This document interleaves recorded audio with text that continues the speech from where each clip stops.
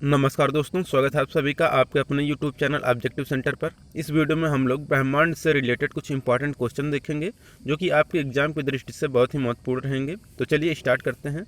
यहाँ पर देखिए पहला है कि ब्रह्मांड का अध्ययन क्या कहलाता है। तो देखिए जो ब्रह्मांड का अध्ययन होता है वह कहलाता है कॉस्मोलॉजी।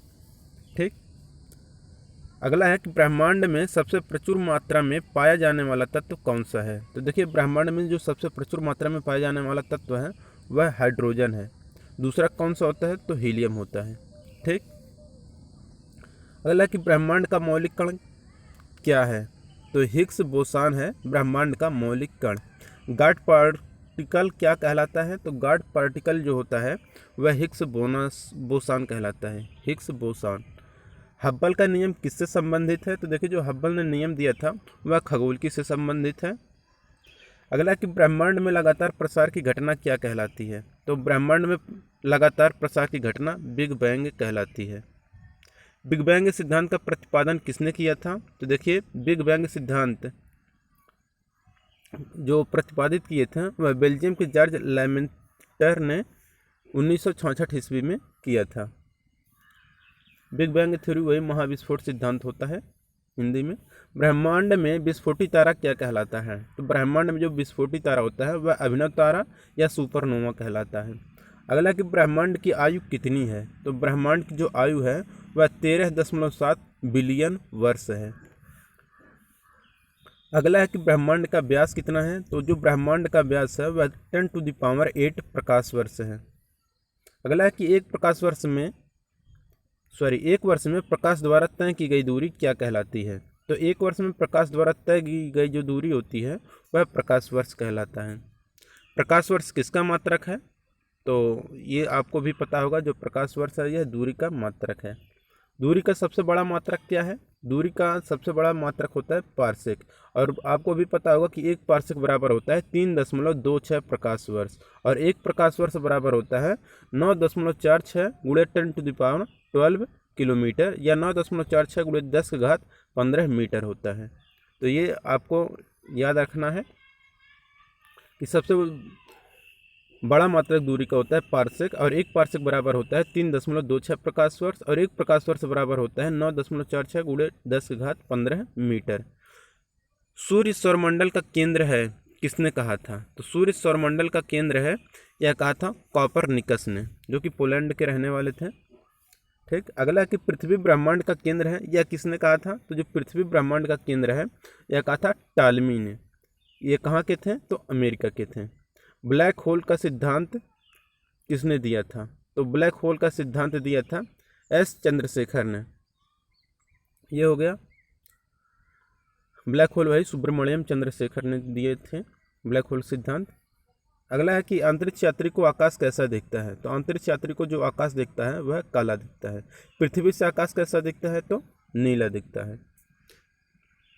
अगला है कि तारे का सूचक रंग क्या है। तारे का रंग किसका सूचक है। तो देखिए जो तारा होता है वह उसके ताप को दर्शाता है। तारे का रंग उसके ताप को दर्शाता है।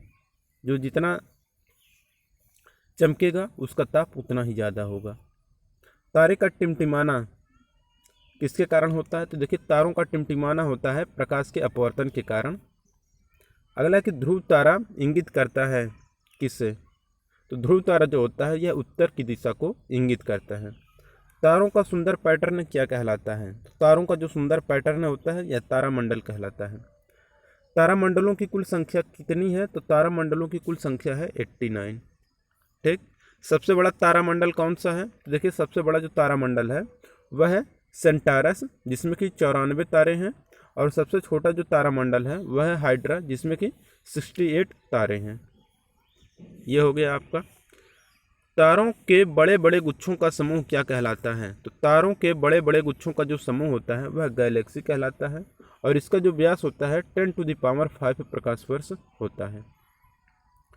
आकाशगंगा की आकृति कैसी है। तो आकाशगंगा की जो आकृति है वह सर्पिलाकार है। आकाशगंगा की खोज किसने की। तो आकाशगंगा की खोज किया था गैलीलियो ने। आकाशगंगा की निकटतम मंदाकिनी है कौन सी। तो आकाशगंगा की निकटतम मंदाकिनी जो है वह देवयानी है। तो एंड्रोमेडा उसी को इंग्लिश में हम लोग जानते हैं। एक खगोलीय एकक एस्ट्रोनॉमिकल यूनिट जो है उसकी औसत दूरी क्या है? तो एक खगोलीय एकक औसत दूरी होती है सूर्य और पृथ्वी के बीच की दूरी, इसी को हम लोग एस्ट्रोनॉमिकल यूनिट कहते हैं, खगोल की ये दूरी। ठीक, तो एक खगोल की दूरी जो होता है वह सूर्य और पृथ्वी के बीच की दूरी होती है। पृथ्वी तथा सौरमंडल जिस आकाशगंगा में स्थित है वह क्या कहलाता है? तो देखिए, पृथ्वी और सौरमंडल जिस आकाशगंगा में स्थित है वह कहलाता है दुग्ध मेखला, यानी कि मिल्की वे कहलाता है। ठीक, दुग्ध मेखला या मिल्की वे, ये हो गया दुग्ध मेखला। देखिए यहाँ पर दुग्ध मेखला या मिल्की वे क्या है? तो दुग्ध मेखला जो है यह एक तरह का मंदाकिनी है। तो दुग्ध मेखला क्या है? ये मंदाकिनी है। मंदाकिनी क्या है? तो अरबों तारों का जो समूह होता है उसी को हम लोग मंदाकिनी के नाम से जानते हैं। नवीनतम ज्ञात मंदाकिनी क्या है? तो ड्वार्फ मंदाकिनी नवीनतम ज्ञात मंदाकिनी है। ठीक, अब है अगला, नवीनतम ज्ञात मंदाकिनी क्या है? तो ड्वार्फ मंदाकिनी हो गया। पल्सर होते हैं, तो देखिए जो पल्सर होते हैं वह तेजी से घूमने वाले न्यूट्रॉन तारे हैं।